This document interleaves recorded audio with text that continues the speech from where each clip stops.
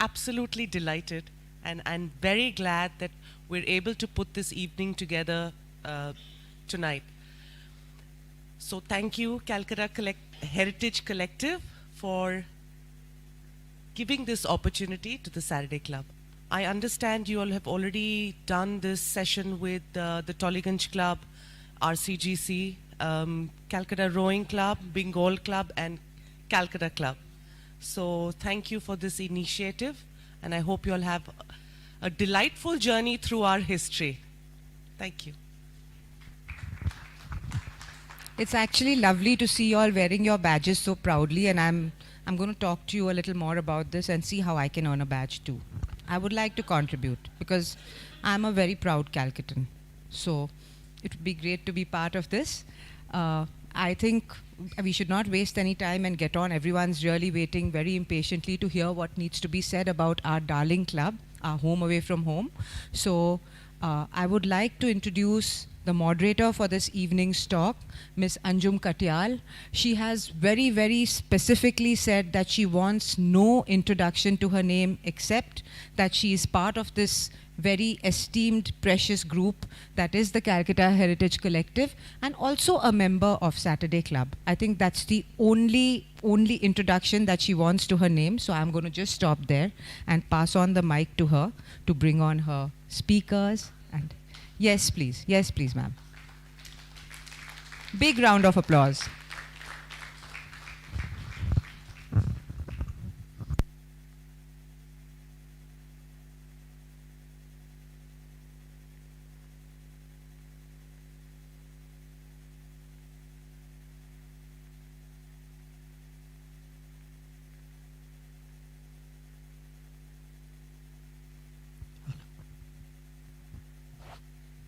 Can everybody hear me? Hello, welcome, welcome, welcome. This is going to be such a fun evening because Saturday Club is, as we heard from the very able introduction by Shella, a place where I know that most members like to spend a lot of their time. It's not just one of those formal places where you come for a specific reason, but you just hang out here, and it's a really warm, welcoming place, and it has a tremendously rich and long history as well. And we're really looking forward to discussing a little bit of that with all of us co-members and co-Calcutta heritage enthusiasts today.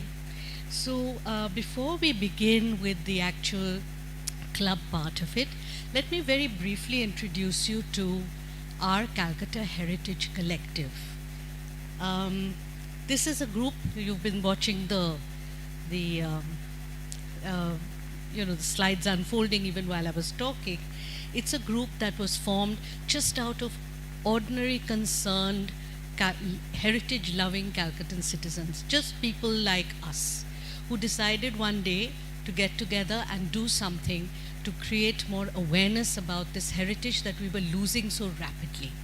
And that is the reason why, with our aim of restoring, reviving, promoting built heritage in Calcutta, this is a totally voluntary group, and it ranges from students to architects to engineers to artists to homemakers to designers, all sorts of people who have contributed.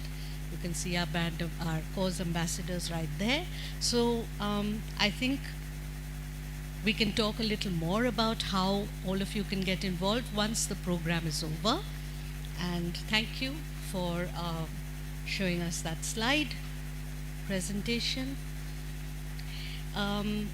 Already you've very briefly introduced the whole concept of the clubs and spades, which is just one of the initiatives that Calcutta Heritage Collective has launched. The idea came out of the fact that Calcutta as a city is so so closely associated with this rather unique club culture. And the clubs that we have in the city all go back, some of them to 1800s. We have the second oldest golf club in the world. We have, there's an amazing heritage there. And many of these clubs are also associated with original buildings or close to original buildings where they moved in just when they were being formed. So that's a very important part of the Calcutta heritage story. And so the whole series of clubs and spades is looking at these clubs. And as Shehla had mentioned, we are now doing the 6th edition. We've already done the Calcutta Royal Golf Club, the Tollygunge Club, the Calcutta Club, the Bengal Club, and the Calcutta Rowing Club. We are doing Saturday Club today, and it's sort of eminently part of this lineup of very, very memorable clubs of the city. So, having introduced you to what we're trying to do today, may I invite the two very, very able representatives of Saturday Club who are going to walk us through this journey down memory lane, and ask them to come up on stage. I would like to invite Sri Shamul Mitra and Sri Prashanjit Mukherjee to come up to the stage, please. Round of applause.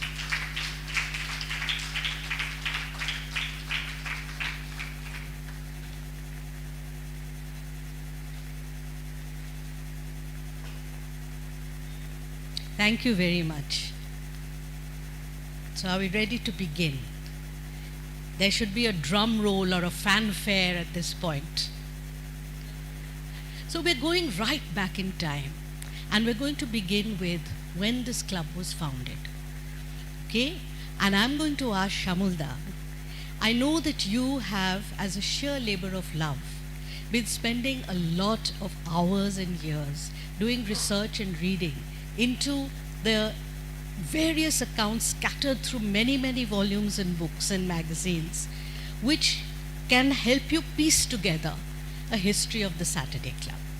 I think perhaps part of it was the motivation that there isn't such a history as yet that exists in the records and archives.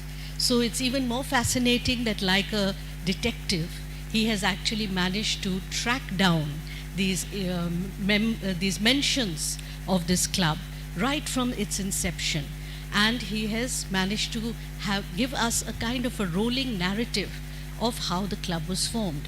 Could you share some of that with us, Shamulda? The origins of the club, how it was formed.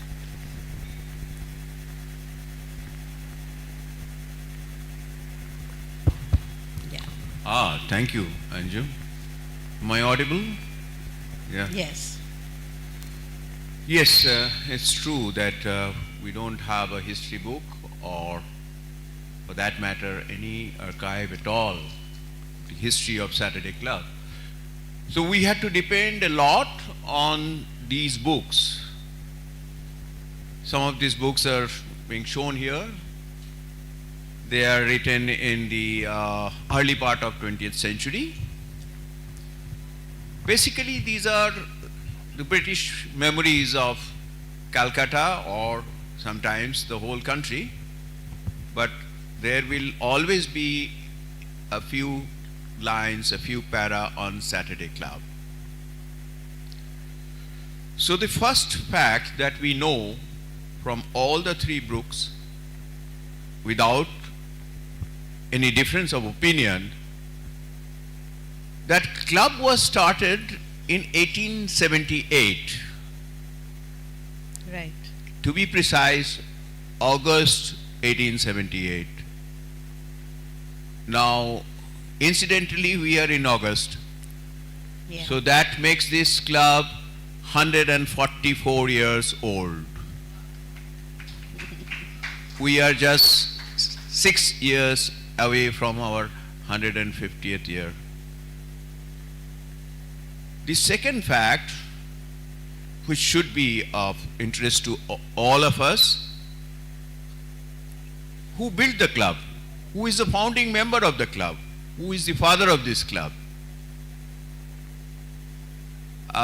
Somehow, we have some history with the army, but no, army was not the founding member of this club. But it is the judiciary. It is the legal fraternity which were the founding members of this club. The club was founded by Calcutta High Court Judge Louis Jackson.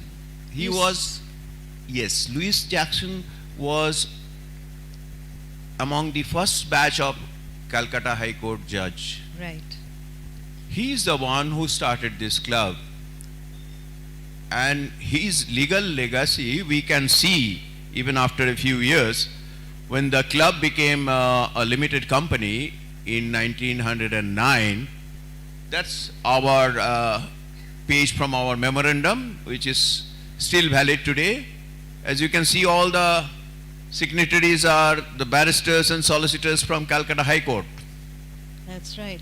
Bar at law, solicitor, and so it goes. So Yeah. few years there was definitely influence from the father of the club, Okay. Louis Jackson. Yeah. So we usually think of the High Court judge and the legal fraternity as being very sort of staid and very, sort of serious and solemn. But there was a very lively reason for them forming this club, wasn't there, Shamalda? That's So true. What do you? I can again. What can you tell us about that? Yes, Anjum, I can again refer to those 3 books and many other books. All of them describe why Saturday Club was started. You see, we all know some clubs by the name, why they were started for what? Calcutta Golf Club, Calcutta Racket Club, Calcutta Rowing Club, Baliganj Cricket Club. Their name gives out the reason why they were formed. But not many people know this club was formed for dancing. In fact, they describe before Saturday Club, the only good place for dancing was the town hall, where every Saturday the Britishers used to gather for a dance which they call assembly dance. But then Judge Jackson thought that dancing place is becoming too common. It allowed all the citizens of Calcutta to be there. So they wanted something a little more special, right? Obviously, as you know, the Britishers always had believed in their hierarchy and the class system, etc. So they wanted something for the elites. And the result was Saturday Club. In fact, one writer writes that making of Saturday Club, starting of Saturday Club by Justice Jackson kind of killed the assembly balls. Right. Because all the sort of special people moved over to the club. And we have several accounts where they talk about the club being a place for small and earlies. Can you tell us what is that about? What are Well- small and earlies? Does anybody know? Okay, let No? me say, as we were talking about Saturday dancing, of course, this club also started with Saturday dancing, and one writer, Henry Hobb, he said that because of the big dance here on Saturday, they started calling it Saturday Club. Right. But then they were not satisfied. They wanted to have a dance every day, the weekdays. Then a small dance, not very late, so that next day they have to go to work, whatever, to the High Court or to the army barrack. So they started the small and earlies.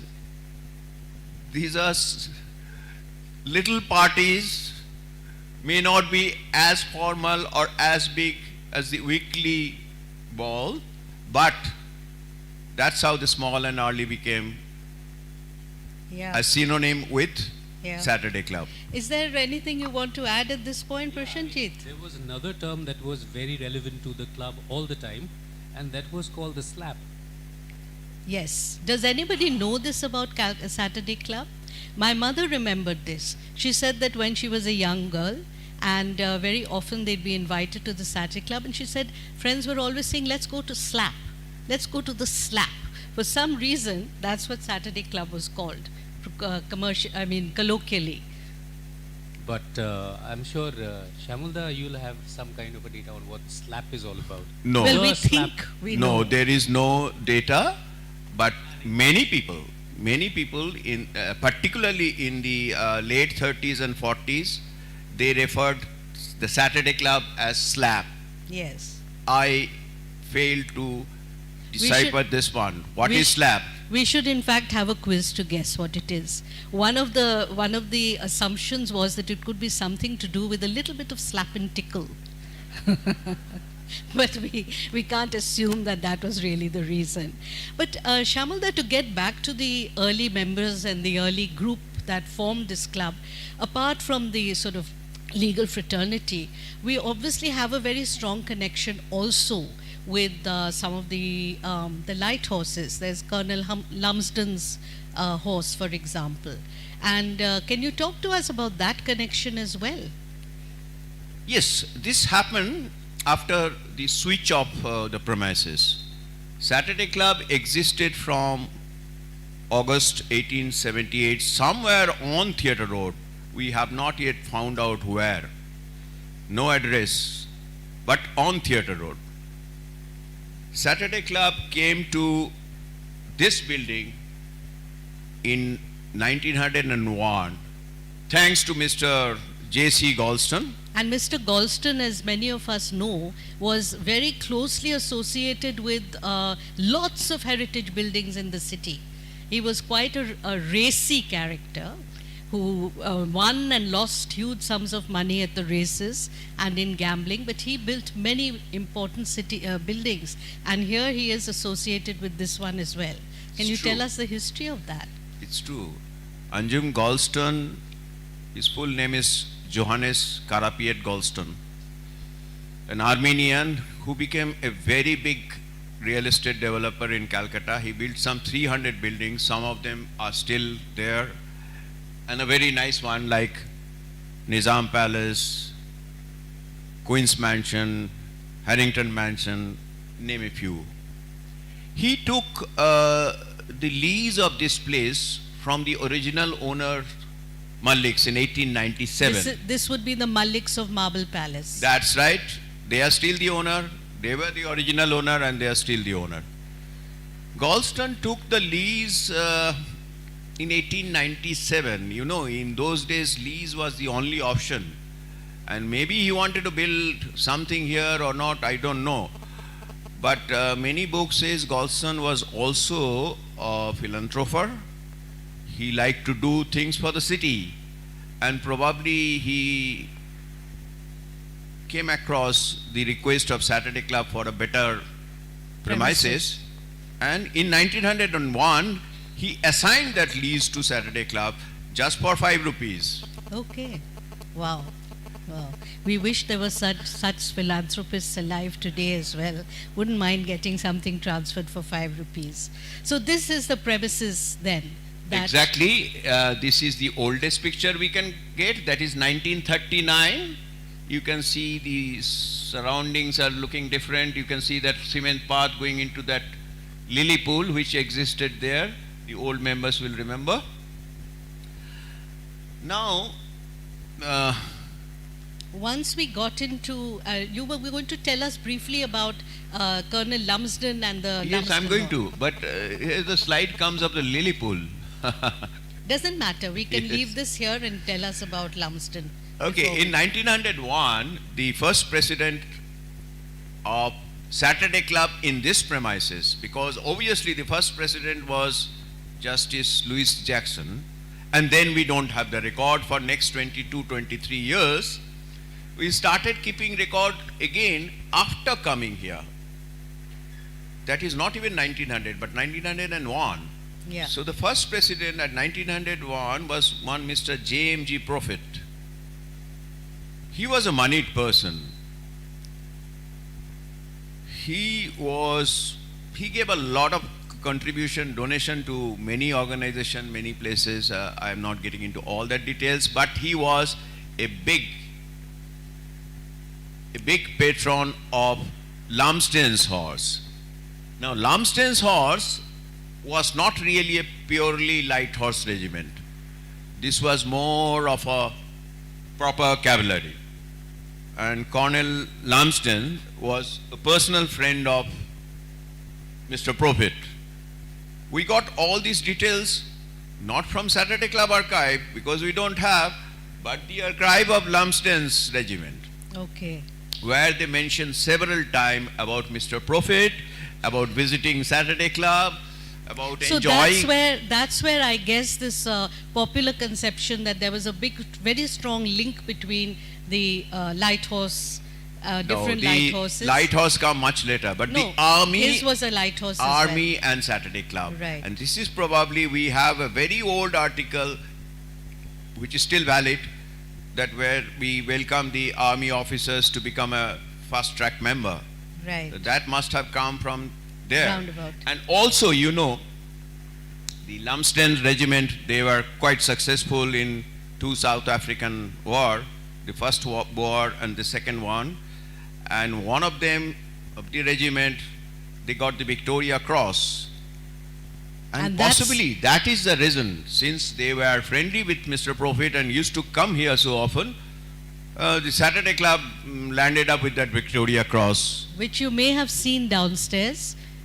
Those of you who haven't can catch a glimpse of it on your way out. It's just outside the door of the Lighthouse Bar. Exactly. So there has been a very strong connection over the years, right from 1901, between the club and members of the services, the army and the lighthouse regiments that were formed.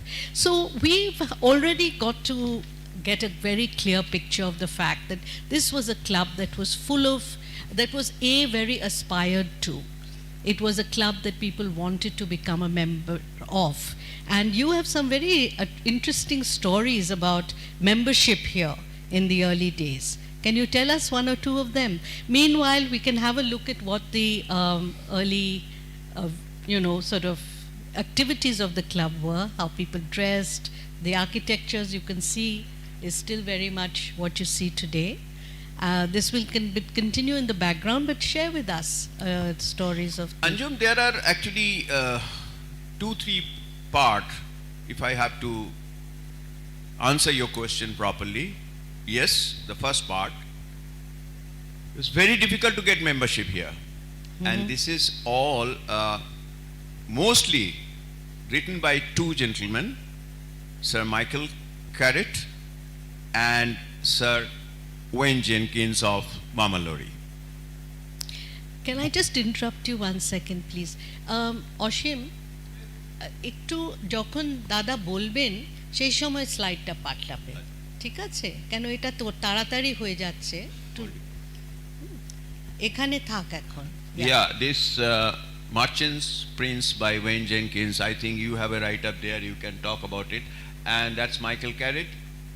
And this is the famous Blackwoods magazine from Edinburgh. Both of them wrote hundreds of articles in this Blackwood magazine, and there are quite a few on Saturday Club. So first, let's talk about the difficulty. Yes, it was difficult. It's even difficult today, but hear these stories. Just because you are British, you don't get membership. There are hierarchies.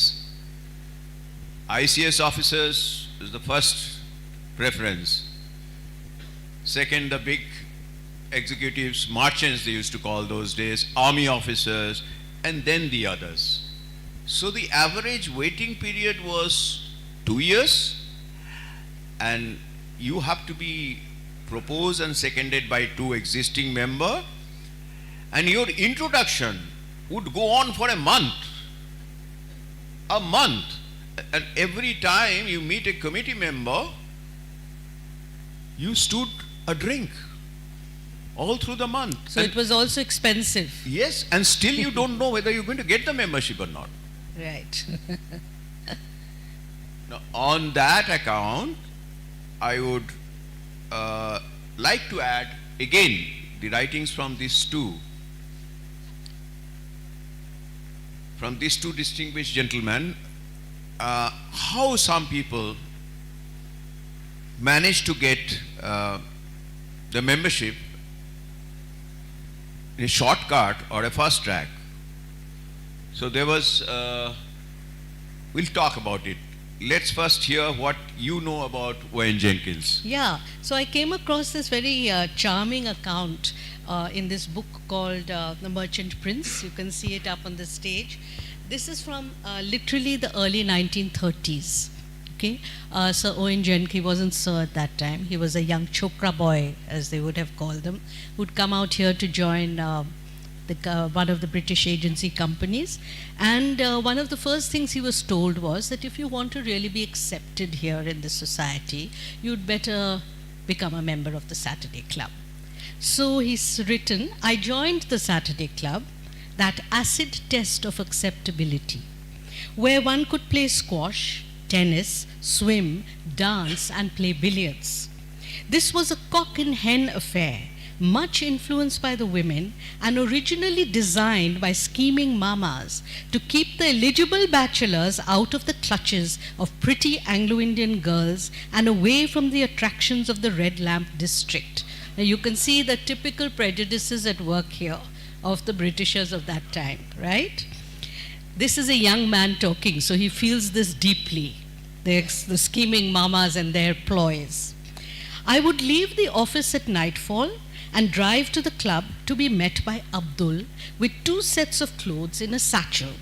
I would change, play squash, bathe, change again into a dinner jacket, and join my friends in the bar, sitting in a group of half a dozen around a little table. Each would stand around, 6 small pegs each, then home, dinner, and bed. And this was a kind of daily routine of a young executive in the city at that time. So, so this gives us an idea of how much an integral part of daily life for the members the club was even then. You would like to say something about fast tracking and cutting corners? Yeah, but before that, I would like to read a few lines from Michael Carrot, Okay. who wrote that there was a ruling in the club, Article 10, that a member upon marriage must resign and seek readmission with his wife. This article existed till 1974. In 1974, in an EGM, this was finally deleted. And it still stays deleted. Yeah, there is no Article 10 in our article book. So, So Michael what could Carrot- have been the reason for that, do you think? Why make them reapply? You have a theory about that. If I read these few lines from Michael Carrot, you will understand yourself. I don't want to spell out so much. He writes, my friend Peter did precisely this. He got married and he reapplied with his new wife. But a sufficient member of the committee members blackballed him. They were absolutely, it was a disaster for this couple. Just to belong to SLAP, once again SLAP is coming here, was all for them. But why were they rejected? What was the problem with his young British wife? Do you think she was from the upcountry? She could not pronounce H's? Or there was a tar brush somewhere in her family lineage, whatever. Right, so this is what Michael Carrot has written. Yes. Yeah. So we were, as we moved into the 1940s, some of these very rigid kinds of divisions and sort of strictures began to be relaxed. It was the war had come in between. There were young soldiers in the city. They were less patient about obeying these kinds of rules and regulations, and slowly there started becoming growing complaints that the young men were not actually following the kind of strictures and rules that the older generation expected from the club. And there's one hilarious story about the formation of the 300 Club, right? And a certain Alan Lockhart. Would you like to share that with us? Anjum, can I, if you permit me, can I talk about the shortcut of membership to Saturday Yeah, Club? certainly. We were meant to do that and got sidetracked. So certainly. this is the MD of China National Aviation Corporation. You know, that was a collaboration between the American Airlines and the Chinese Airlines, and only visible commercial airlines in this part. Now, this gentleman, he saved some of the British people, Saturday Club member, when Hong Kong was getting captured by the Japanese. So he flew them back to Calcutta. Now he writes in his memories that possibly because of that, he got membership of Saturday Club in 15 days. 2 years waiting period.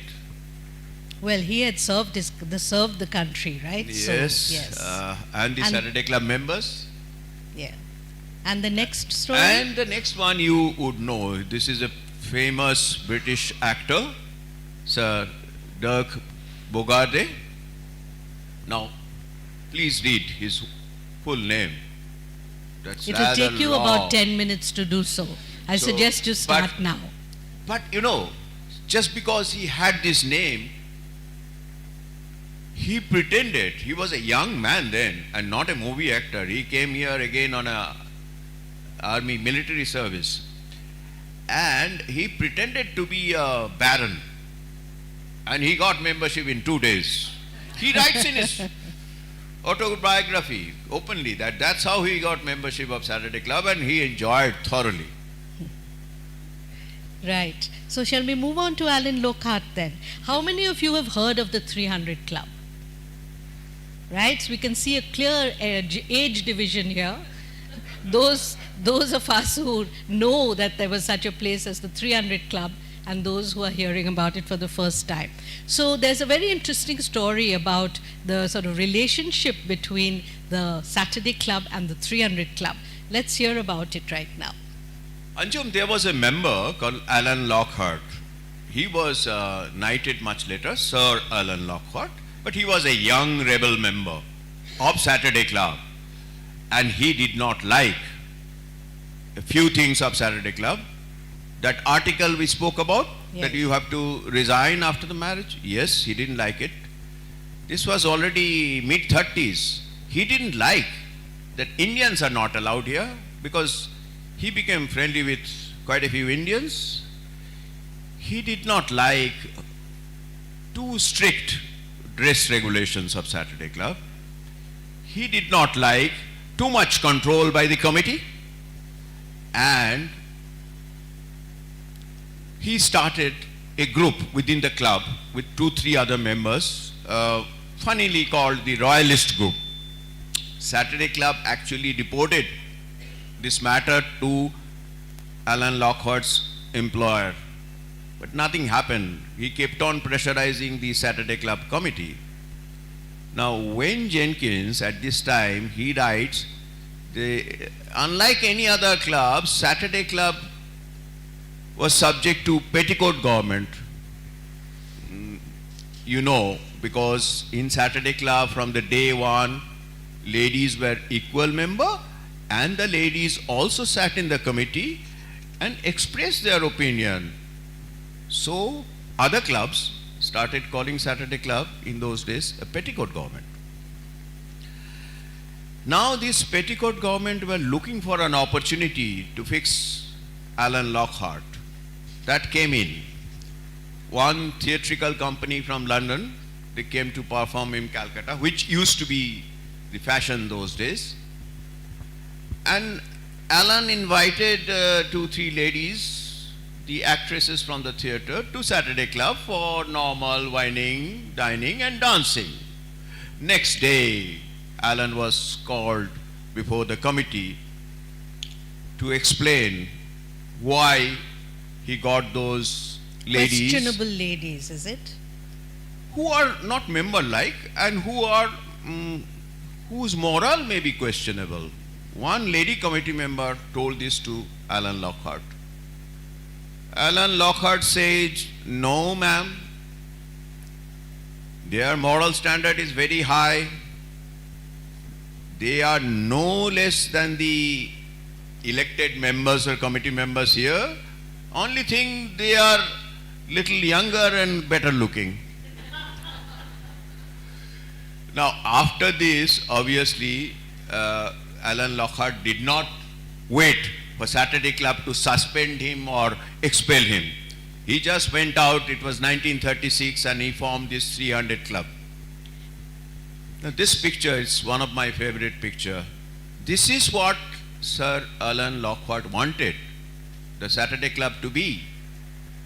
Look at this gentleman. They are not just anybody. They are ADC to the governor, there's managing director of Magnolia Ice Cream, etc. Mix of Indians and Europeans. And look at their casual approach. Look at how they dressed up. Not like how I have dressed up right now. Yeah. So the 300 Club, Alan Lockhart started, and he did everything that Saturday Club did not. Saturday Club used to close down at 10 o'clock. 300 Club came alive at 10 o'clock. And so on. Right. And so 300 Club started very close by, just down the road.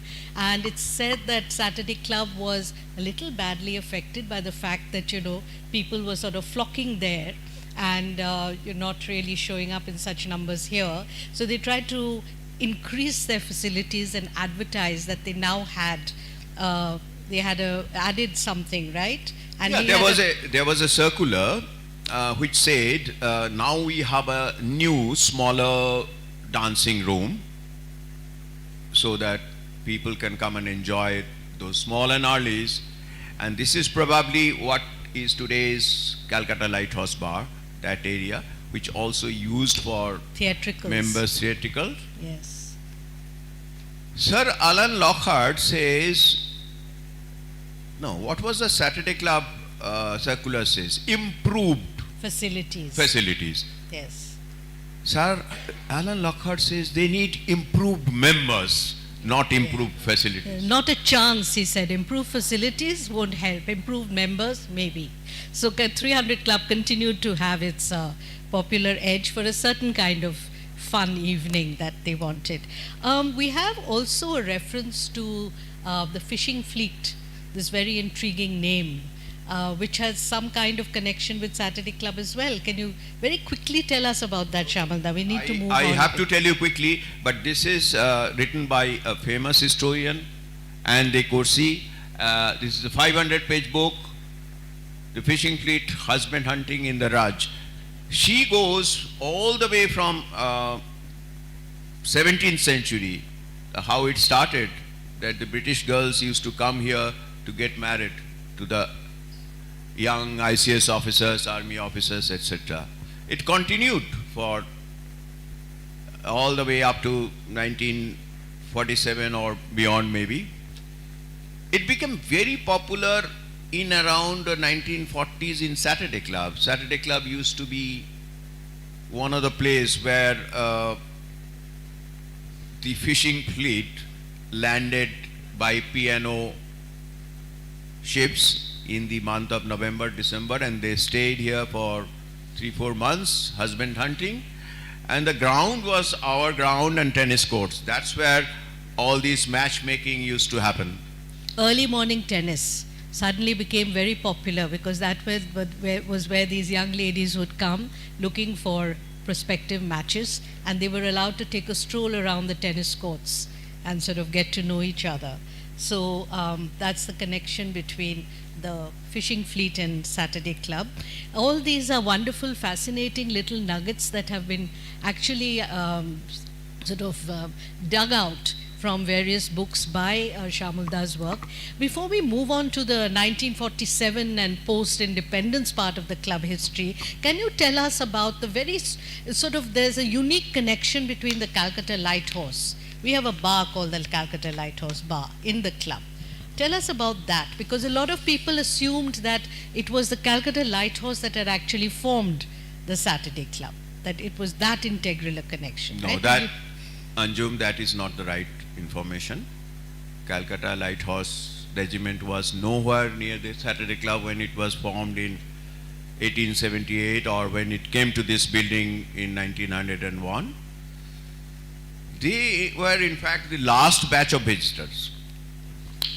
Calcutta Lighthorse Regiment was basically a sleeping regiment. It was the civilians who volunteers themselves to be the light horse. And they were famous for a particular sort of They were action, never right? they were never famous for anything. They never went for any action except in 1914 Colonel Lumsden, he took 286 of their member in his troop for the Second World War. So they had their club, Right. Calcutta Lighthorse Club. Also it was a limited company, Calcutta Lighthorse Limited, which existed at 24 Park Street till 1945. In 1945, they folded their club. But just before 1945, 1943, suddenly this sleeping regiment became hero because of the Operation Creek of Goa, which all of you know because of this movie, starring David Niven, Roger Moore and Gregory Peck. This movie was made in 1980 because till 1978 this operation was a secret, declassified only in 1978. I do not want to take time on describing Operation Creek. You all have seen the. But what was? Can the you movie. tell us that after their own club folded is when Yes, they? this is my point. In 1945, when they folded their club, they started coming to Saturday Club. You Right. need a club. You need your 6 peg. Yes, half pegs. I don't think half peg was in fashion in those days. So they started forking the our main bar, Saturday Club main bar. But 1947, Lord Mountbatten joined the regiment and disbanded it. Okay. So then there was no point. These guys were all jute-walas, chai-walas, insurance-walas. There was no point for them to sticking around here. They started going back home. And before going back, they left us with lot of their mementos, which Prasun is going to talk about in detail. I just want to add one little thing. Yes, in Saturday Club, we named the bar as Calcutta Lighthouse Bar because those 2 years they were here every day and they left us a lot of those goodies. But going back home in London, they did the same thing. This is called Oriental Club in London. They did the same thing, those 6 pegs, and again giving them some of their regimental mementos. So Oriental Club also named their main bar as Calcutta Lighthouse Bar, which still exists. So we have two lighthouse bars, one here and one in the Oriental Club in London. Do we have a slide of the memorabilia? Did that come in finally? Are we doing it later or you want to do it now? No? Okay, right. So thank you very much, Shamulda. We've really a big hand for the incredible amount of research that he's drawn together to give us this wonderful, lively account of the early history of the club. Now we come to 1947, India's independent. A lot of these clubs which did not allow Indians to become members are now beginning to switch over and allow Indian members. And I'm going to invite Sri Prosenjit Mukherjee to take over the narrative now and talk to us a little bit about the switch. When did the first Indian members start coming into the club? When was the first Indian president? Thank you, Anjum. See, 1947, the Britishers were going out, the British population was thinning out, and then the clubs were still in existence, so we had a requirement for able, well-to-do, high enough, well-heeled people. And there is this common misconception that there are members who were incorporated in the 1960s only, but not really so. Actually, we have dug into the data, and the first Indian member at the first Indian member at the Saturday Club. Can you hear? Yeah. Yeah. That was in 1956. Mr. Ajoy Mitra became the first Indian member at the Saturday. Yeah. Hello? Yeah. So 1956, Mr. Ajoy Mitra became the first Indian member, and that is when the small trickle started happening for the Indians at the Saturday Club. Right. And when did you have your first Indian president? The first Indian president was Mr. Puri, and he became the president in 1968-69 for the year 1968-69. Okay. So about 12 years gap from the first Indian member. So that was a very fast progress. And talking about membership, there is another aspect of membership which we were talking about, which is very interesting, to do with ladies, which Oh, makes yes. a very unique, which is a unique feature of this club. Yeah, actually the Saturday Club has this very unique distinction that from the day it was formed, the club admitted all the lady members as equal to the gents members. And that has been the standard for the club throughout. But of course, the Indians found it a little tough. But come 1964, things were beginning to change. We see two members over here, two lady members over here. One is Mrs. Anjali Chatterjee. She became member in 11764. But she was a super senior member. So it can be assumed that perhaps it was Mr. and Mrs. Chatterjee, and then after the demise of Mr. Chatterjee, Mrs. Anjali Chatterjee became the first independent lady member. But the first permanent lady member, Indian the lady. Indian lady member, that honor goes to Mrs. Nelly Kashyap.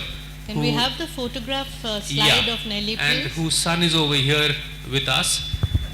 Yeah. Rakesh is there. Hi, Rakesh. Yeah. Yeah. And this is Nelly's picture. She was one elegant lady. She became the member in September of 1964. So if you were to take the first lady member, it is Anjali Chatterjee. Indian but the lady first, member. Indian lady member Anjali Chatterjee. But the first independent permanent member by her own right is Nelly Kashyap. Yes. Till when did Auntie Nelly use the club, Rakesh? Has she been?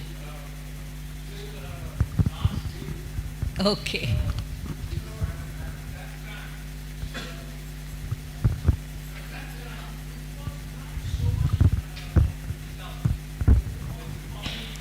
Right, yeah. You know, Rakesh, I'm going to come back to you because we really want to hear about it. It's interesting to have somebody who actually remembers what one of the earliest members, Indian members' experiences were. But till we open up to the audience, can I ask you about some of the sports members here? Because again, like this is a club that though we've talked a lot about dancing and theatricals, as you've also seen the references constantly to sports and games and tennis right from the beginning and Actually, squash. the Saturday Club has been a sporting club through and through. The initial sports was dancing, as Shamulda mentioned, but then we of course migrated to a higher plane. Any reference to the club and its sporting achievements cannot not begin with Keshav Dutt. He became a member in 1959 actually, and he was a twice Olympian. He was a member of the Olympic hockey team, Indian hockey team, at its very peak, and he won the gold medal twice. So he was of course one of the stalwarts. And then we have in 1956, Mr. Gurbakh Singh. Of course, he wasn't a member of the club then. Gurbakh Singh again was a two-time Olympian, but a one-time Olympic gold winner, and very eminent. He became member in 1993, much later than his playing days, but he was a member over here. And Gurbakh Singh claim to fame was he was not only a hockey player, he was a multi-talented person who was playing many other sports. And we have got others not only in... This is Akhtar Ali. Yeah, this is Akhtar Ali. Akhtar Ali is, he was active even till last year, and every day at the club. He's the father of Zishan right now. He's seen in this picture with Zishan and Leander and Akhtar in his younger days. And he was, of course, the coach to practically everyone. And even till the last, he was coach to Sania Mirza. He was even then, even after he was coach Yeah. to Somdev. Who are some of the other famous sports people who are members of this club? Yeah, so we have, I mean, we are talking world class now. Yes, absolutely. So we have got the world champion in billiards, Mr. Saurav Kothari. He won the world championship in 2018. Even last month, he won the Pan Pacific Championship in Australia, which is one notch below the world, but just as top quality. And then we have got a plethora Oh, of people. before we move on from billiards and snooker, you've got a very interesting. Yeah. We also are. I mean, not only in the sports, but we are also making movies on sports and winning the best movie title. So, just this year, the best Hindi movie in the country has been awarded to this movie. This is about a club member making a movie on the billiards championship, inter-club championship.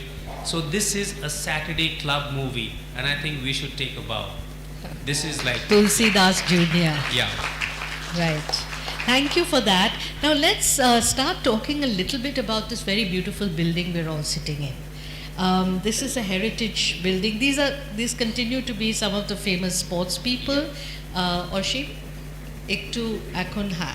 Let's move on to this. So, as we've already heard, 1901 was when we moved into these premises, and the building is substantially, if I'm not wrong, remained the same as it was. Largely the same. The Most main of building the main, has remained the main largely the structure same. and many of the features like the grand ballroom, which is now the badminton But it's very court, interesting to point out, Anjum, before we go there, that the club which has got so many of Europeans and Indians is actually in the European portion of Kolkata, of Calcutta. That was the way in the those map days, was yeah. in those days. So this was a club which belonged to the European portion of Calcutta, and which was actually visited by so many of us Desis. And so this is how it is. And if we go on to the next slide, see, this is a picture from about 60, 70 years back, and you can see the layout of the place. Largely the place remains, I mean, the same design, a big lawn in the middle of which is a building, but all the buildings are covered with huge lawns. And the building has largely been in the same overall structure that we have in the plans. Right. So, this is a slightly hazy picture because we have tried to increase the proportion, and this is exactly the building as it was 70 years back. Yeah, we tried to swing that, but it doesn't come out just that much. But notice the fact that there is no rotunda. The dining hall that we are so familiar with now did not exist in this form till 70 years back.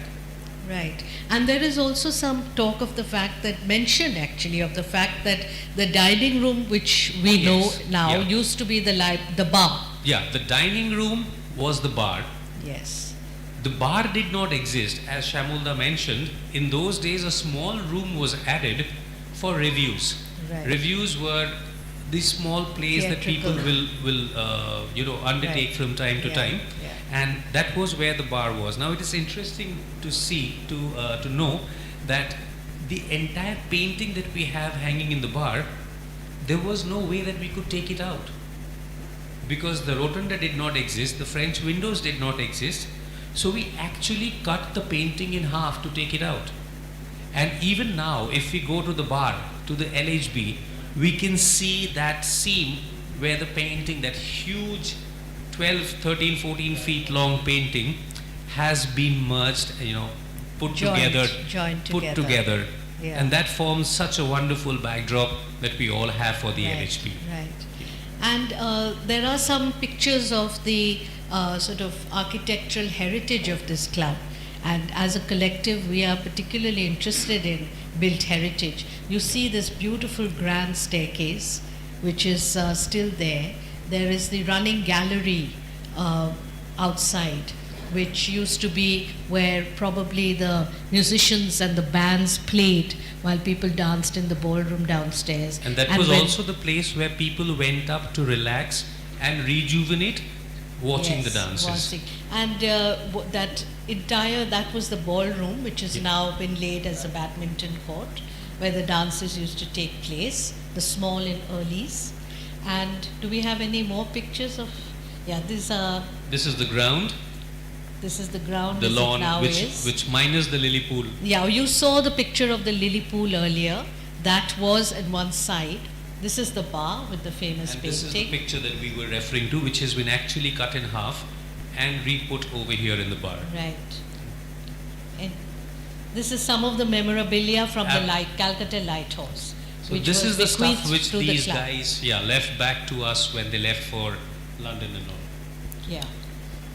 And the swimming pool, again, swimming is mentioned right from the beginning of the club. It was a feature. And we've heard what a strong connection there has been with billiards and snooker. So these are some of the events that we have, popular events that we have of the club. And the number one event that we have is the Inter-Club Carnival. Right. And whoever has grown up over here, always remember the time that they have been at the carnival or want to be at the carnival.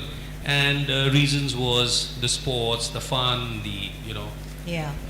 young people meeting young people, so Right. on and so forth. Again, an ancient history of the club. Yeah. Yes. And of And course the village fair. Yeah. Yes. Right.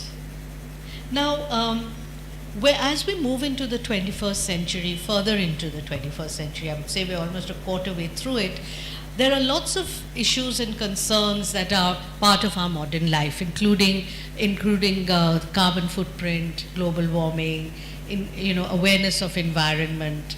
How does an old colonial structure like this and an old heritage like this cope with moving into the 21st century? What are your plans for the See, club? good that you asked because, we consider ourselves to be a very responsible club. And we have these considerations in mind when we are addressing issues like this. Global warming, of course, is at the peak of it. So we were amongst the very first clubs to introduce paper packets. We did away with plastic for a long time now. We continue to work on those angles. We were amongst the first ones to put in a paint which has got a reflecting surface, so that the heat absorption through the walls is not as much as we would with normal paint. We are blessed with a fantastic terrace, and we have got some solar panels installed. In the coming days, I'm sure that we will be putting in many more solar panels, so that impact on the environment, electricity consumption, generation at our own end, so we can integrate with the grid over here and supply electric by solar panels. So all these things we are undertaking right now, and I'm sure as time goes by, as technology evolves, we are going to embrace them all. Thank you very, very much, Proshenjit and Shavalda, for bringing us right up to where we stand right now. And I'd like to now invite people from the audience, if you have questions, if you want to share. Maybe we can start with Rakesh. If you have any particular memory that your mother may have shared with you of something to do with the club. And meanwhile, others think of your questions. I just thought about it, and I would just like people to understand. When I was there, I was quite involved with it. I was always struggling with taking out from here to there. And a typical Saturday would be that, a typical Saturday would be that my father would go to work, and by 12:30 he would come home. Work those days was at 9 sharp. He'd come home and get into his suit boot, and my mother would be in her can-cans, and they would go off to the races. And they would be there at the races, and invariably a friend's horse would come in, and so there was champagne flowing. And I would see them round about 6:37, and that even not really see them, because they would come in and rush to the bathroom and do whatever they have to, and by 7:30, 7:45, they'd be out partying. And those days it was the Lido, the 300 Club, Shahrazad,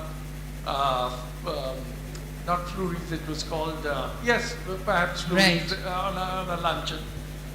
And I would be fed by the ayah and put to sleep and not literally. I had one eye open always because at about 3:30 they would barge in. I use the term barge in and wake me up and say, get ready. And I'd say, like, where are we going at 3:30? And I'd put on my clothes and off we would go. And where to? Today it's known as Salt Lake. Okay, yeah. Sector Half. And why would we go there? We'd go partridge hunting. Duck shooting as we'd call it. Oh gosh, okay. And we'd go and shoot the ducks and partridges and whatever and retrieve them and go to another friend's place where it would be cooked. There was a beer lunch and everything would probably end at about 4 o'clock. On Sunday. Yes, and we'd come home and it's like saying, we make our peace then. Right. And of course, Monday morning, Back 9 at o'clock work at sharp. 9 o'clock. Thank you, Rakesh, for sharing that slice of Calcutta life with us. Any questions? Anything else you'd like to know about the club? Anyone want to share anything? No, just one. Yeah. You know, the number of famous people that visited, and you had one really noteworthy incident with Vivian Richards. Was, yes. So maybe you could tell us some of those stories. It takes guts for somebody to throw out Vivian Richards. I vaguely know about it, and this was immediately, in those good old days, the cricket season always started on the 1st of January, and then it went on till the 5th of January. So people would party on the 31st night, go over. Rakesh, they had a much more difficult life. They had to play the next morning. And so after the first day, when India did, as India usually did in those days, was deplorable. And so they all came over to party, and Saturday Club was a preferred destination. And Viv Richards, being what he is, he came in slippers. And there was a very, very strict secretary who was actually standing downstairs. And he packed Vivian Richards' bag and said, either you dress as the club demands or thank you, bye. And he actually drove out Vivian Richards out on the 1st of January. Right. So who are we lesser mortals to flaunt the dress codes of the club? Any other stories? Yes, at the back there, and then Julie Marsh. Yes.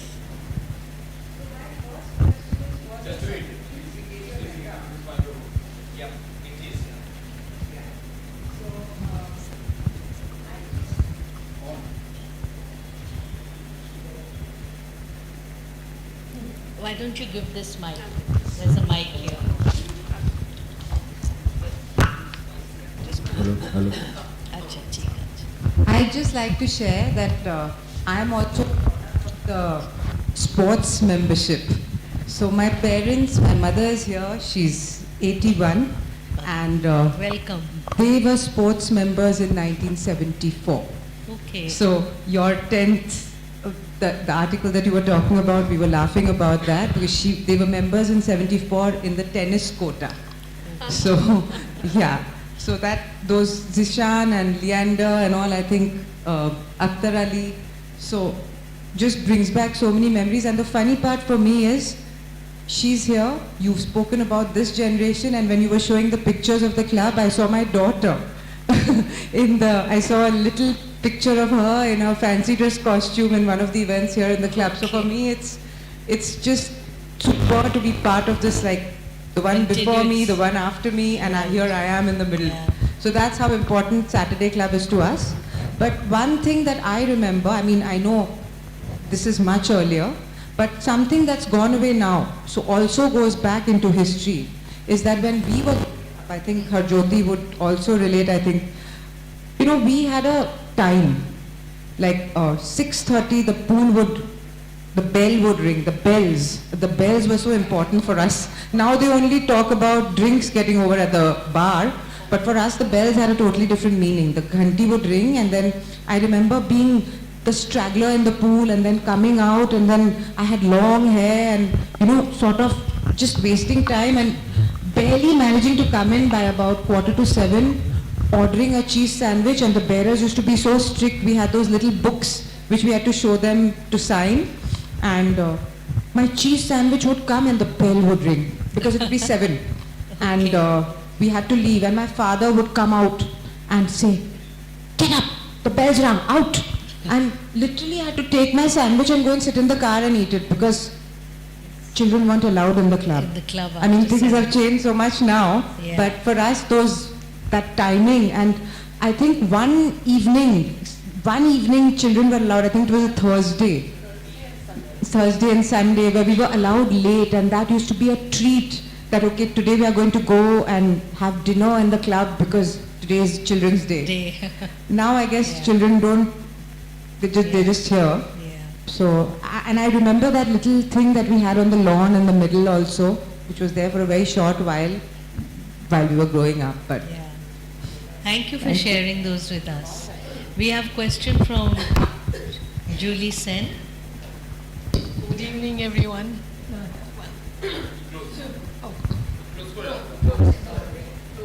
Oh, take it closer. Hello. I go back a very long, long way. Got married in 55, I think. Soon after, my husband was in Metal Box at that time. Well, we wanted to become a member. No way. Because the Britishers were only then allowed. No Indians were allowed. Then we went off to Delhi for a transfer. Came back again in 60s. By then again it was not allowed. I think it was 64, if I remember correctly. That, yes. Then of course we were groomed, do this and don't do this and do this and don't do this. His bosses, all the Britishers would say, such and such thing, Mrs. Sen, you can do and not. And here I didn't know what it was. I mean, we come from a different background, a good school and everything, as all of you know. So we knew those things, but they still wanted to be sure that we didn't miss out on anything. Here we were, I mean, he was suited, booted, and I had to be on my no names, no this, no that. It was wonderful. But there it goes, long, long way.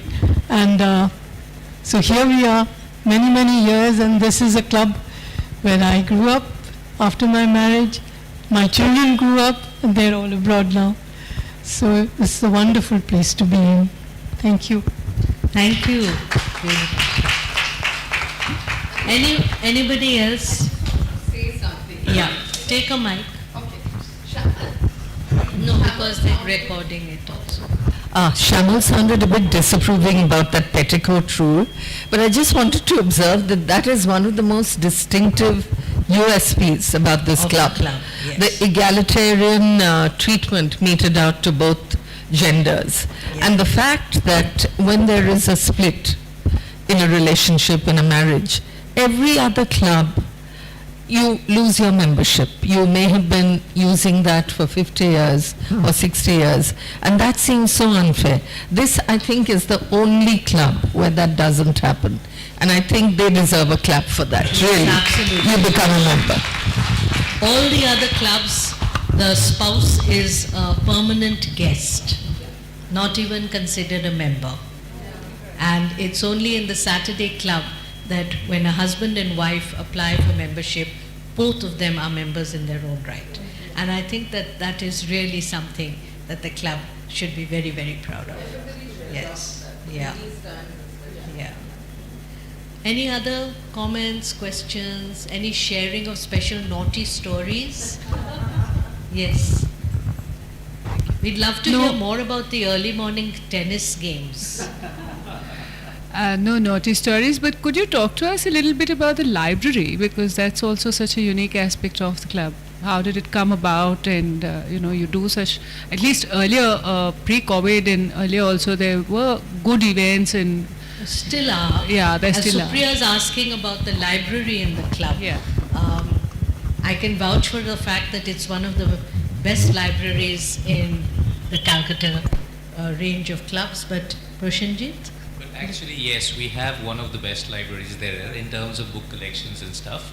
And we have been having events, library events which are quite memorable, and in recent times the quality of events have gone up. But it's interesting. The library where it is right now is not where it used to be. It was in the billiards room now. The current billiard room used to be the library. The current library was actually the billiards room. So we had shifted the billiards room because it was not giving itself to expansion. So we had to shift the library, and that's where it has shifted. Now we have got 2 floors of the library. We are overflowing with books, and we perhaps have amongst the best collection in the city, without a doubt. Yeah, and they keep adding to it. So every month there are new books and fresh titles coming in, which is wonderful. Any more questions? Anybody want to ask? The bakery, for example, and there used to be this one, the bottling facility. I remember getting the special ice cream sodas and things like that, which were made on the premises, right? When did that close, or is it still active? Soda factory Yeah. is not active anymore. It's been 7-8 years since we have. Much longer, yeah. It was much longer, but 15-20 years, yeah. So it's been quite a while, but the best thing that we remember from the soda factory was the ice cream soda. Absolutely. One of my favorite drinks. Yeah. It was pure sugar. It was total lift me up kind of a drink, and after a game, that was what you wanted. Yes. And that's what we used to get after all our sporting events. Every sporting event, yeah, soda. Packet of chips Yeah. and Ice cream or soda. lemonade Yeah. or Yeah. something orange. Yeah. We used to have a very unique bottle with a marble on top. Right. Yes. So, Rajiv, you want to ask something? Right? So, shall we, if we have no further questions or comments, let's bring this evening to a close for now. And once again, I'd like to invite Sangeeta Dudoria to give the vote of thanks.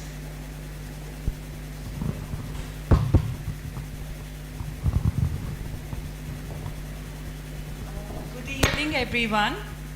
As a trustee of CHC and a long-standing member of Saturday Club, it is my pleasant task to propose a vote of thanks to members of both institutions and all present.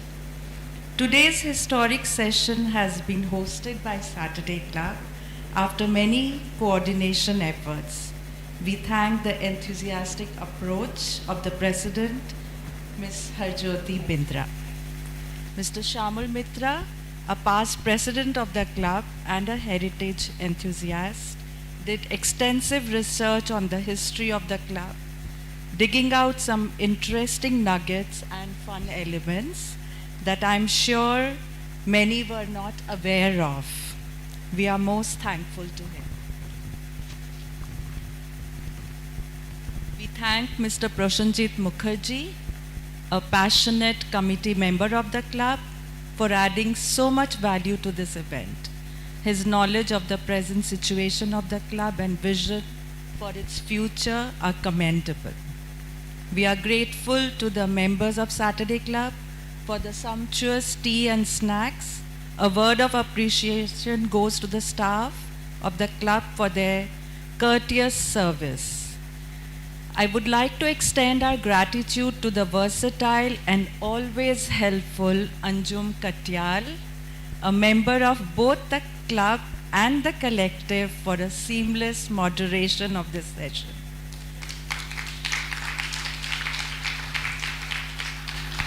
And our CHC member, Mr. Rajiv Soni, a walkie-talkie encyclopedia, forever ready with information, with an immense quality of sharing that without batting an eyelid, needs to be specially recognized.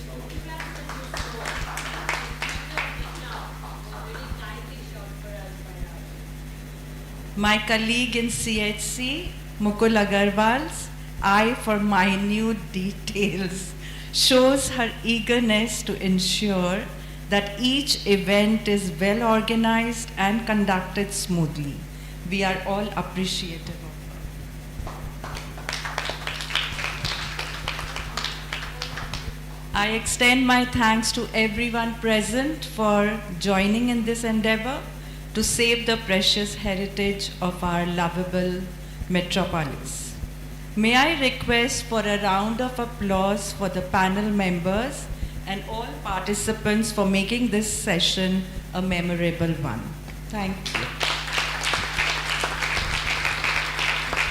And may I request you to pick up our CHC brochures and contact us to become a member if you believe in preserving the heritage of Calcutta.